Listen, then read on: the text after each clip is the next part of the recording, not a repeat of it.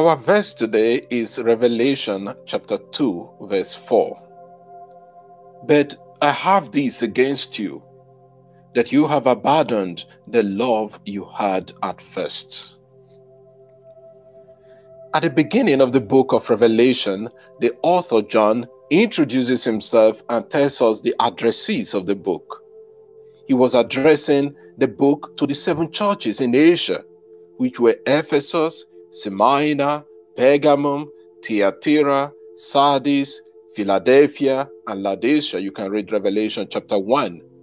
From the beginning of chapter 2, John addresses each of the churches, praising them for their faith and reprimanding them for their weaknesses. He begins with the church at Ephesus. He commends them for their good works and patient endurance and their opposition to false prophets and apostles. Then comes our verse, but I have this against you. You have abandoned the love you had at first.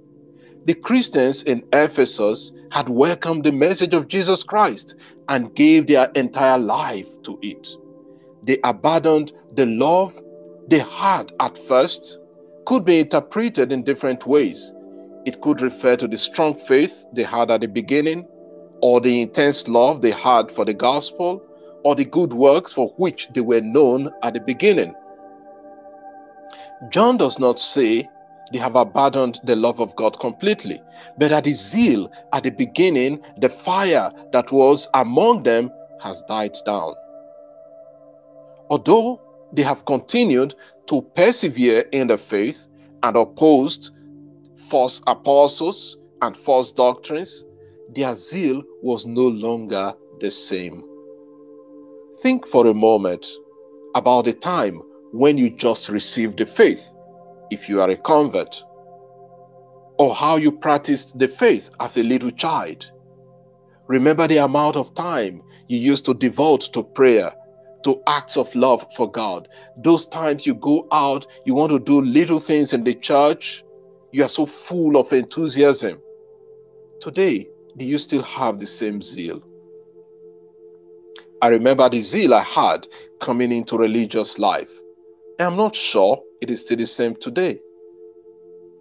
What about the many religious or seminarians who come with great zeal to serve God, but after ordination or final profession begin to chase frivolities and forget the first love that attracted them to the life? It would appear that as we grow in the faith, we take things for granted. As we do that, we gradually begin to lose the zeal and vigor that was there when we were growing up, or when we accepted the faith, or when we chose religious life, or even entered into marriage. We need to always rekindle that fire from time to time.